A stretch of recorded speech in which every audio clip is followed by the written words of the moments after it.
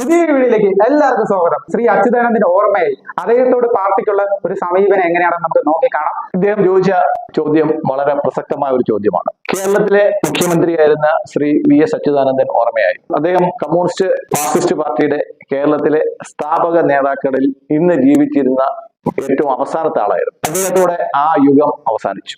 ഇവിടെ നമ്മൾ പരിശോധിക്കുന്നത് ശ്രീ അച്യുതാനന്ദൻ പാർട്ടിയുമായിട്ട് ഇണങ്ങിയും പിണങ്ങിയും ഒത്തിരി കാലം കഴിഞ്ഞു. ഈ കാലഘട്ടങ്ങളിലെ പാർട്ടി അദ്ദേഹത്തോട് എടുത്ത നിലപാട് എന്തായിരുന്നു, അദ്ദേഹം തിരിച്ച് പാർട്ടിയോടെടുത്ത നിലപാട് എന്തായിരുന്നു എന്ന് പരിശോധിക്കാനുള്ള സമയമായി.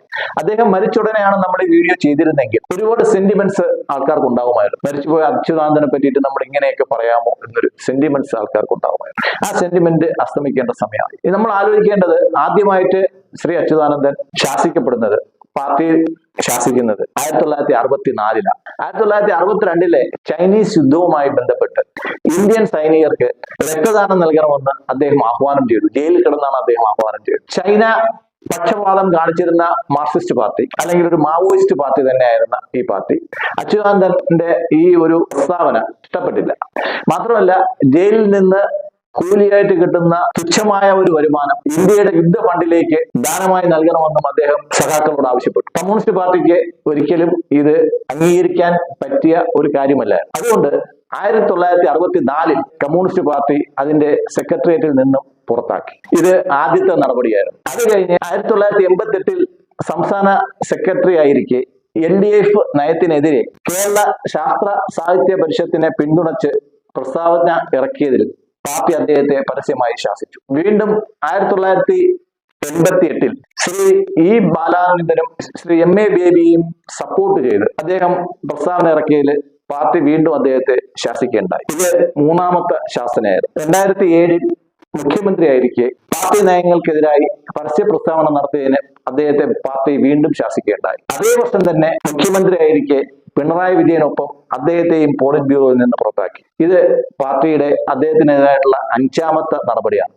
2009-ൽ വീണ്ടും PBയിൽ നിന്നും അദ്ദേഹത്തെ സസ്പെൻഡ് ചെയ്യുകയുണ്ടായി. 2011-ൽ ലോട്ടറി ടിക്കറ്റ്, അന്യസംസ്ഥാന ലോട്ടറി ടിക്കറ്റുമായി ബന്ധപ്പെട്ട വിഷയത്തിൽ പ്രധാനമന്ത്രിക്ക് കത്തെഴുതിയതിന് പാർട്ടി അദ്ദേഹത്തെ ശാസിക്കുകയുണ്ടായി. 2012-ൽ TP വധക്കേസിൽ പാർട്ടി നിലപാടിന് വിരുദ്ധമായി പ്രവർത്തിച്ചതിന് അദ്ദേഹത്തെ വീണ്ടും പാർട്ടി ശാസിക്കുകയുണ്ടായി. അതേ വർഷം തന്നെ 3 മാസം കഴിഞ്ഞ് ന്യൂക്ലിയർ നയത്തിനെതിരെ, പാർട്ടിയുടെ നയത്തിനെതിരെ പ്രസംഗിച്ചതിന് വീണ്ടും അദ്ദേഹത്തെ ശാസിക്കുകയുണ്ടായി. 2013-ൽ ശ്രീ SNC ലാവലിൻ കേസിൽ അദ്ദേഹം എടുത്ത നിലപാട് പാർട്ടി നയത്തിന് വിരുദ്ധമായതിനാൽ അദ്ദേഹത്തെ 10ാമതായി വീണ്ടും ശാസിക്കുകയുണ്ടായി.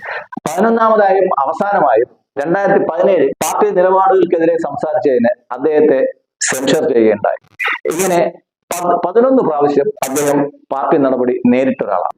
ഇത്രയ്ക്ക് സാധിച്ചിട്ടും എന്തുകൊണ്ട് അദ്ദേഹം വേറൊരു ഓപ്ഷൻ നോക്കിയില്ല? 11 പ്രാവശ്യം അദ്ദേഹത്തിനെതിരെ നടപടി എടുത്തിട്ടും അദ്ദേഹം പാർട്ടി മാറുകയോ പാർട്ടിയെ പരസ്യമായി ധിക്കരിച്ച് പുറത്തു പോവുകയോ ചെയ്യുകയുണ്ടായില്ല. ഒന്നാമത്തെ കാര്യം, അച്യുതാനന്ദനെ പോലെ ഒരാളെ ഉൾക്കൊള്ളത്തക്ക ഒരു പാർട്ടി കേരളത്തിൽ വേറെ ഇല്ലായിരുന്നു എന്നുള്ളതാണ് ഒരു വസ്തുത. 2, അദ്ദേഹത്തിന്റെ നിലപാടുകൾക്ക് യോജിക്കാൻ പറ്റിയ ഒരു പാർട്ടിയും കേരളത്തിലില്ല. പുതുതായിട്ട് ഒരു പാർട്ടി കെട്ടിപ്പടുക്കുക എന്ന് പറയുമ്പോഴത്തേക്ക് കമ്മ്യൂണിസ്റ്റ് മാർക്സിസ്റ്റ് പാർട്ടിക്കെതിരെ പുതുതായിട്ട് പാർട്ടികൾ കെട്ടിപ്പടുത്ത ശ്രീ M.V. രാഘവന്റെയും ശ്രീമതി ഗൗരി അമ്മയുടെ ഒക്കെ വിധി നമ്മൾ കണ്ടതാണ്. അതൊരിക്കലും പ്രായോഗികമായിട്ടുള്ള ഒരു കാര്യമല്ല. അപ്പോൾ അദ്ദേഹത്തിന് മറ്റ് യാതൊരു ഓപ്ഷനും ഇല്ലാതിരുന്നത് കൊണ്ട് തന്നെയാണ് അദ്ദേഹം പാർട്ടിയിൽ അവസാനം വരെ തുടർന്നത്. പിന്നെ എല്ലാ പാർട്ടി സഖാക്കൾക്കുമുള്ള ഒരു സ്വപ്നം എന്ന് വെച്ച് കഴിഞ്ഞാൽ മരിക്കുന്ന സമയത്ത് പാർട്ടി ചെങ്കൊടി പൊതിപ്പിച്ച് യാത്രയാക്കുക എന്നുള്ളതാണ്. ആ ഒരു ആഗ്രഹത്തിനും കൂടെ വേണ്ടി ആയിരിക്കണം അദ്ദേഹം പാർട്ടിക്ക് പുറത്തു പോകാനോ അല്ലെങ്കിൽ രാഷ്ട്രീയത്തിൽ നിന്ന് വിരമിക്കാനോ അദ്ദേഹം ശ്രമിക്കാതിരുന്നത്. അച്യുതാനന്ദൻ ചരിത്രത്തിൽ എങ്ങനെ ഓർമ്മിക്കപ്പെടും എന്ന് നമുക്ക് നോക്കി നോക്കാം.